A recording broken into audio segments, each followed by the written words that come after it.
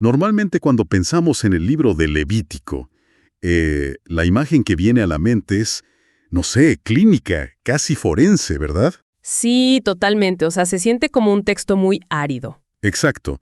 El texto se siente como un manual de anatomía bastante sangriento, lleno de estas regulaciones que, digamos, parecen estar a años luz de nuestra realidad moderna. Y es súper comprensible que la gente lo vea así. Digo, hay mucha sangre y reglas. Claro, pero hoy vamos a demostrar cómo, justo bajo esa superficie, se esconde el plano arquitectónico para un banquete divino. Y bueno, mientras nos preparamos para sumergirnos en esta inmersión profunda del capítulo 3 de Levítico, quiero dar una muy cálida bienvenida a quienes nos escuchan. Así es, bienvenidos todos. Y ofrecer un deseo sincero, una bendición, para que Dios guíe su día y llene de gracia y de muchísima sabiduría toda la semana que tienen por delante. Qué buen inicio, ¿eh? Me parece fundamental empezar con esa perspectiva. Fíjate que vamos a desglosar todo esto utilizando las notas, el texto de dos recursos que son fundamentales. Tenemos la Biblia de Estudio Holman y la Biblia de Estudio NAA. Y la misión aquí es cambiar radicalmente esa perspectiva árida de Levítico. A ver, vamos a desempacar esto, porque Y el capítulo 3 es lugar perfecto para hacer ese cambio de perspectiva, la verdad. ¿tú crees? Totalmente, porque quienes ya están familiarizados con la teología bíblica, pues saben perfectamente cómo funciona el holocausto, ¿no? Claro, el animal entero en el altar. Exacto, el animal entero es consumido por el fuego, es un acto de expiación total, o sea, súper solemne y absoluto. Todo se quema. No queda nada. Nada. Sin embargo, este capítulo detalla el sacrificio pacífico o de paz. Y aquí la dinámica es completamente otra. A ver, explícanos eso de completamente otra. Bueno, la Biblia de Estudio Holman subraya un detalle que altera toda la atmósfera del texto.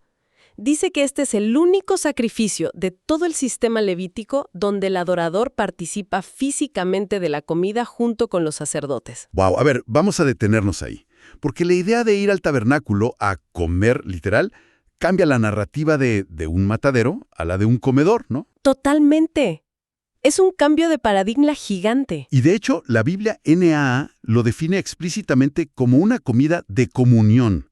Y menciona que intervienen tres partes. Ajá, las tres partes fundamentales. Sí, es la persona que trae la ofrenda, el sacerdote que oficia y esto es lo increíble, el propio Señor. Y es que mira, en el contexto del antiguo Medio Oriente, compartir una comida tenía un peso legal y relacional que nosotros hoy en día os hemos perdido casi por completo. Claro, hoy comes rápido viendo el celular.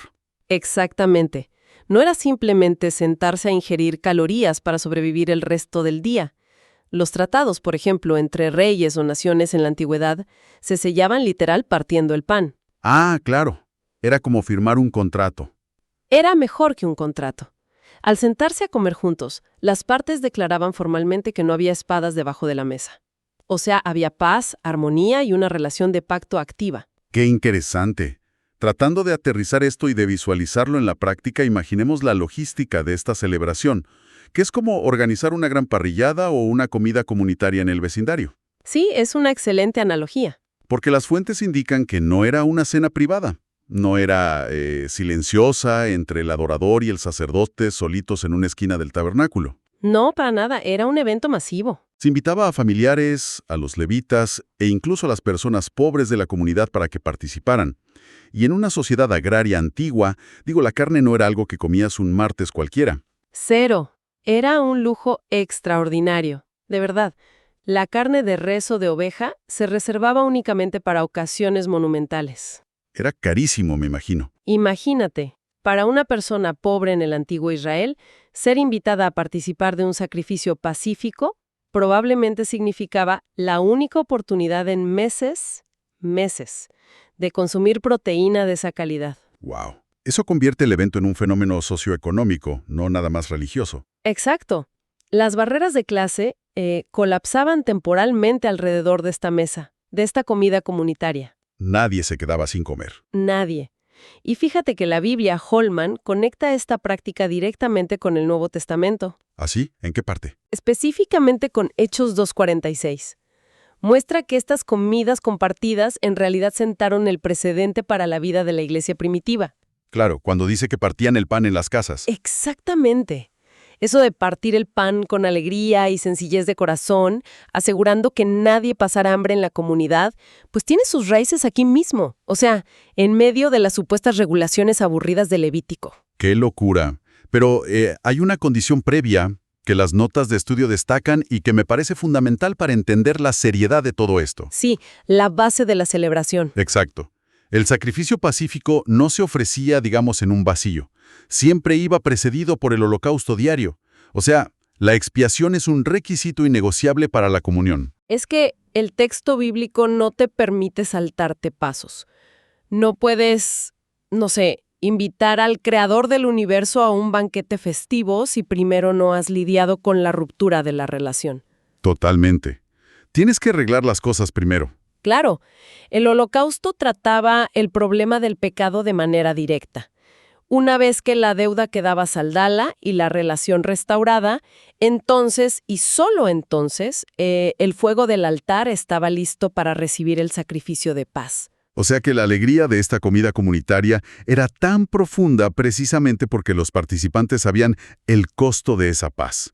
No era gratis. Era una paz muy costosa. Ahora, pasando a otro tema.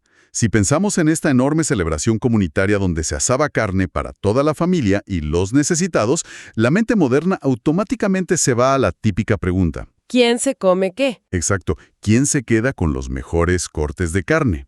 Y aquí es donde se pone realmente interesante, porque el texto del capítulo 3 dedica una cantidad de espacio que de verdad resulta casi desconcertante a un solo elemento. ¿La grasa? Así es. La grasa. Y las instrucciones son, bueno, exhaustivas. Hablan de la grasa que cubre las entrañas, la grasa que está sobre los riñones, la de los lomos. Súper específico. Sí, todo eso debía ser retirado casi quirúrgicamente y quemado directamente sobre el altar. Y la Biblia NAA utiliza un término muy contemporáneo que me encantó para explicar esto.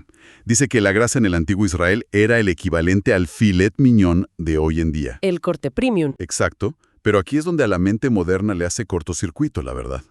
Porque hoy en día, la industria de la dieta, los restaurantes y todo eso, nos han condicionado a pagar más dinero para que el carnicero le quite la grasa a la carne. Totalmente. Buscamos lo más magro posible. Buscamos lo fit por estética o por salud.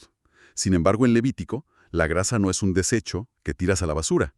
Es el premio supremo. Es la porción divina. Entonces, ¿cómo conciliamos esta repulsión que le tenemos a la grasa hoy con esta reverencia de la antigüedad? Bueno, es que nuestra aversión a la grasa es un producto directo de una sociedad que es muy sedentaria y que tiene una sobreabundancia calórica. Claro, estamos sentados todo el día. Exacto.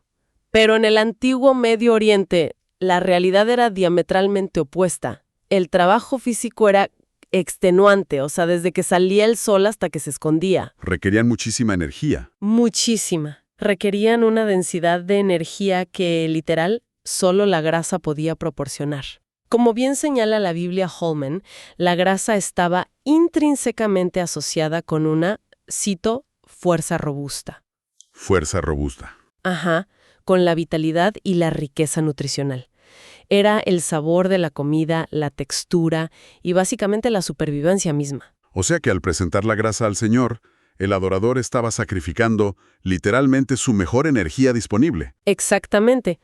Entregaba lo más rico y lo más valioso de sus recursos materiales. No le daba las sobras. De hecho, fíjate que leí que las regulaciones eran tan estrictas que los sacerdotes se exponían a ser reprendidos severamente si intentaban comerse esa grasa. Era intocable para ellos. Era territorio exclusivo de la divinidad, pero las instrucciones alcanzan un nivel visual que es aún más extremo cuando llegamos a los versículos 6 al 11. Ah, la sección de las ovejas. Sí, tratan específicamente de las ovejas y el texto ordena quemar, cito, toda la cola, cortada muy cerca del espinazo.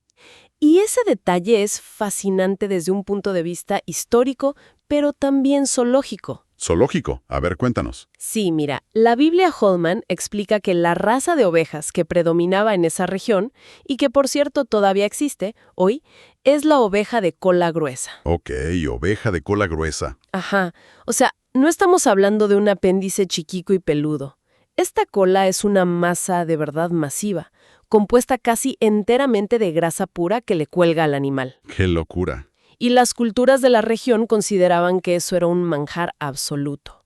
Las notas indican que una sola cola de esta especie podía llegar a pesar entre 2,25 kilos y casi 7 kilos. Espera, ¿en serio? ¿7 kilos? Sí, entre 2,25 y 6,80 kilogramos de pura grasa. Imagínate la logística de eso por un segundo.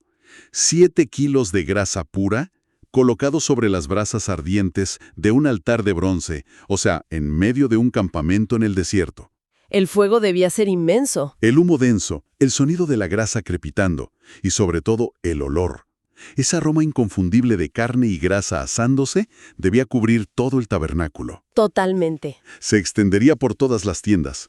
Cualquier israelita que estuviera a kilómetros de distancia sabía, simplemente por oler el viento, que alguien estaba en paz con Dios ese día. ¡Qué imagen tan poderosa! Y fíjate que el texto bíblico utiliza una frase muy peculiar para describir ese momento específico. ¿Cuál frase? Llama a esta ofrenda en llamas el manjar o el alimento de la ofrenda quemada para el Señor. Uy, esa terminología de alimento como que levanta una bandera roja, ¿no? Sí, hace ruido. Porque, a ver, sabemos por estudios del antiguo Medio Oriente que en culturas vecinas, digamos en Mesopotamia, la gente literalmente creía que sus dioses tenían hambre física. Sí, que dependían de los humanos. Exacto. En epopeyas antiguas se describe a los dioses reuniéndose como moscas sobre los sacrificios porque dependían de que los humanos los alimentaran para su sustento diario. Entonces la pregunta obligada es, ¿acaso los israelitas creían que Dios necesitaba calorías para no debilitarse? Para nada. Y aquí la teología israelita rompe pero de forma drástica con ese concepto pagano. La Biblia Holman es súper categórica en este punto. Los hebreos no concebían, bajo ninguna circunstancia, que su Dios comiera literalmente. Claro, no lo veían como un ser humano grande. Exacto. Yahvé no tiene necesidades físicas. Digo, él creó el ganado sobre 1000 colinas. El uso de esta palabra alimento o manjar es profundamente metafórico. Es como una figura retórica. Sí, es el lenguaje humano estirándose hasta el límite absoluto para intentar describir este misterio enorme de la comunión entre Dios y el ser humano. Entonces, ¿el fuego representa otra cosa? ¡Claro! Cuando el fuego del altar consumía la ofrenda, simbolizaba la aceptación de Dios. Era su disposición a sentarse a la mesa con el adorador. O sea, era una nutrición relacional, no biológica. Entendido. Qué buena explicación. Entonces, la grasa representa entregar el mayor valor material y físico. Pero, si seguimos leyendo el capítulo, el texto cambia abruptamente. Sí, da un giro interesante. Pasa del enfoque de la grasa superficial hacia algo muchísimo más interno y, no sé, oscuro. Se exige la extracción súper cuidadosa de los riñones y del lóbulo del hígado. Y siento que esto nos saca del ámbito de la nutrición, del filet mignon, y nos lanza directo a una dimensión emocional y psicológica. Totalmente. Y para captar el peso de esa instrucción sobre los órganos internos, necesitamos reconstruir la anatomía de las emociones en la mentalidad del mundo antiguo. A ver, explícanos eso. Mira, hoy en nuestra cultura occidental, el centro de las emociones, de los pensamientos íntimos y del amor, pues se representa gráficamente con el corazón, ¿no? Claro. O neurológicamente con el cerebro. Sí, regalamos chocolates en forma de corazón en San Valentín, no en forma de riñón. Exacto. Afortunadamente, ¿verdad? Sí, qué perturbador sería. Bastante. Pero en el antiguo Medio Oriente, la Biblia Holman detalla que a un nivel simbólico, los riñones eran considerados el asiento más profundo de los sentimientos humanos. ¿Los riñones? ¡Wow! Así es. Eran el asiento de las motivaciones secretas y los pensamientos íntimos. Funcionaban como en paralelo con la antigua concepción del corazón, pero a menudo representaban un nivel todavía más oculto de la conciencia. O sea, lo más escondido. Lo más privado.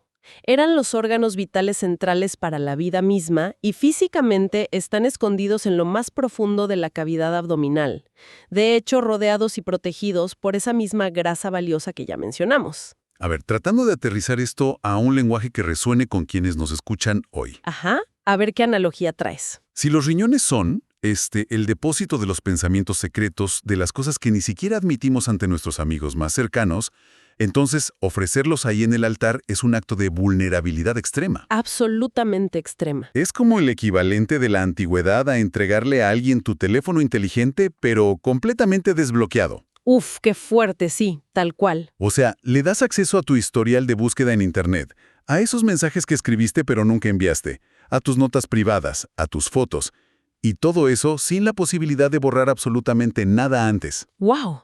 Esa metáfora del teléfono desbloqueado ilustra perfectamente la tensión de este sacrificio. Porque, o sea, no a cualquiera le das acceso a esa información. A casi nadie, la verdad. Entregar eso requiere una confianza absoluta, una rendición total de tu privacidad. Y al abrir el animal y extraer específicamente los riñones para ponerlos sobre ese fuego sagrado, el adorador israelita estaba realizando una confesión física. Estaba diciendo, tómalo todo. Exactamente. Estaba declarando que no había áreas restringidas en su vida para Dios. No solo entregaba su mejor recurso material, que era la grasa, sino que dejaba sus miedos, sus deseos ocultos y sus maquinaciones más profundas expuestas y rendidas. De esto, fíjate, derrumba por completo el mito de que la religión en el libro de Levítico era una mera transacción mecánica. Sí, esa idea de que solo marcaban casillas. Exacto. La imagen de un sacerdote manchado de sangre cumpliendo nada más con un trámite burocrático desaparece. Si estás entregando simbólicamente tus pensamientos más íntimos, este sistema requería un nivel de compromiso interno y de autenticidad que es abrumador. Es que la adoración externa no bastaba. Claro, una adoración externa, por más costosa que fuera esa oveja de 7 kilos de cola, no tenía ningún valor si los riñones, si esas motivaciones secretas no estaban alineadas con la ofrenda que estabas dando. Es que el sistema levítico siempre apuntó a la transformación del carácter, no solo al cumplimiento del ritual vacío. Y fíjate que esta dinámica de entrega nos prepara perfecto para el cierre del capítulo 3.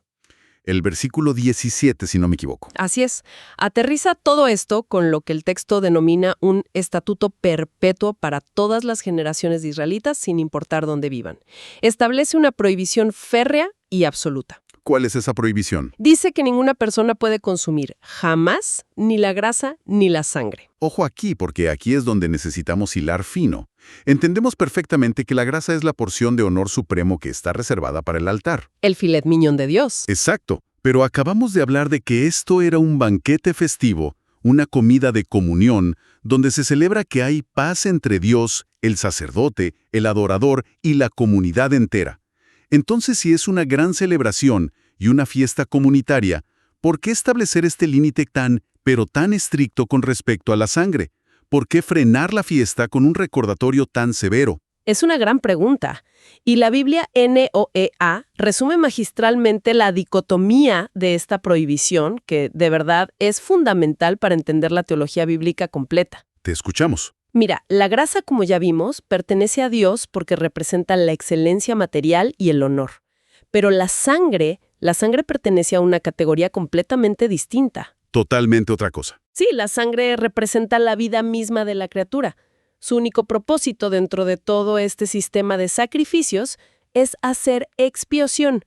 Se derrama únicamente para cubrir la deuda de vida del ser humano frente a la santidad divina.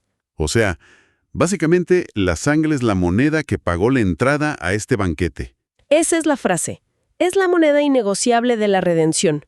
Al prohibir el consumo de sangre de una manera tan tajante, el texto asegura que el adorador nunca, bajo ninguna circunstancia, trivializa el costo de su comunión. Claro, para que no se les olvide. Exacto. Dado el inmenso valor de la grasa como honra suprema y de la sangre como el medio único de vida y perdón, pues tratar cualquiera de esos dos elementos como si fueran un simple alimento común sería un acto de irreverencia monumental. Era profanar lo sagrado. Totalmente. Eran elementos sagrados apartados y estaban estrictamente fuera de los límites del consumo humano. ¡Qué fuerte! Y esto genera una tensión fascinante en medio de la celebración. O sea, piénsalo. Estás en la mesa comunitaria, te ríes con tu familia, estás compartiendo cortes de carne deliciosos con el vecino pobre que quizá no tenía que comer. Un ambiente súper feliz. Exacto. Te sientes profundamente cercano al sacerdote y a Dios. Hay una familiaridad y una alegría increíbles, pero al mismo tiempo, las prohibiciones que están ahí te recuerdan que el invitado de honor, el que se sienta a la mesa contigo, es el Creador Santo del universo. Así es. No es tu compadre. Exacto. Existe una cercanía profunda, sí, pero los límites sagrados aseguran que esa cercanía nunca se convierte en una falta de respeto casual. Y es que la reverencia no cancela el gozo. De hecho, yo diría que lo hace posible. ¡Qué buena frase! Porque sin esos límites sagrados, el asombro de que un Dios santo esté dispuesto a comer con la humanidad fracturada y pecadora, pues se desvanecería, se volvería algo ordinario. El Estatuto Perpetuo protegía a la comunidad de olvidar el privilegio tan extraordinario que estaban experimentando. ¡Wow! ¡Qué recorrido tan impresionante hemos hecho hoy! Ha sido un viaje definitivamente. Sí. Empezamos con la percepción generalizada y muy válida de que Levítico 3 era solo un manual de despiece para sacrificios polvorientos y aburridos. Ajá, el manual forense. Pero al explorar estas notas y fuentes de la Holman y la Na, descubrimos el diseño hermoso de una comida de comunión que desafiaba las barreras de clase. Analizamos cómo la entrega de la grasa, esa asombrosa cola de oveja de 7 kilos, era realmente la renuncia al confort físico y material más alto que tenían. Una entrega total. Vimos cómo los riñones exigían una transparencia emocional total frente al fuego del altar. Y terminamos comprendiendo cómo la prohibición de la sangre mantenía viva esa llama del asombro y la reverencia justo en medio de la intimidad de la fiesta. Es que el Levítico nos obliga de verdad a mirar mucho más allá de la mecánica de los rituales del antiguo Medio Oriente. Totalmente de acuerdo. La arquitectura de toda esta liturgia nos enseña verdades que son universales. Nos habla sobre la generosidad, sobre el arrepentimiento real, el valor inmenso de la comunidad y la verdadera naturaleza de lo que significa la vulnerabilidad ante lo divino. Y creo que eso nos deja frente a un desafío analítico muy interesante para quienes nos escuchan. A ver, Porque hemos hablado sobre cómo la sangre y la grasa establecían fronteras sagradas en las reuniones comunitarias de los antiguos israelitas. Límites que, digamos, garantizaban que el asombro y la reverencia hacia lo divino no se perdieran entre las risas y la familiaridad del banquete. ajá. Pero si observamos las reuniones, las comunidades y los espacios modernos de hoy en día, parece que hemos desmantelado sistemáticamente la idea misma de un límite sagrado. Lo profano y lo solemne se han mezclado tanto que a menudo perdemos la capacidad de sentir asombro. Tristemente sí hemos perdido el asombro. Entonces, la pregunta que queda resonando como una tarea para la audiencia es, cuando nuestras comunidades modernas eliminan por completo el concepto de lo sagrado y de las fronteras reverenciales, ¿qué estamos perdiendo realmente en nuestras conexiones más profundas, tanto entre nosotros como con lo trascendente? Es una pregunta muy profunda, para meditarla toda la semana. ¿Cuál es nuestra grasa y cuáles son nuestros riñones hoy en día? Exactamente. ¿Qué es eso tan valioso y privado que hoy dudamos en entregar? Es una idea que sin duda vale la pena meditar, mientras retomamos nuestras rutinas y responsabilidades. Totalmente. Por ahora, hemos llegado al final de nuestra exploración de hoy. Muchísimas gracias por acompañarnos en este análisis profundo. Que Dios bendiga a todos los oyentes.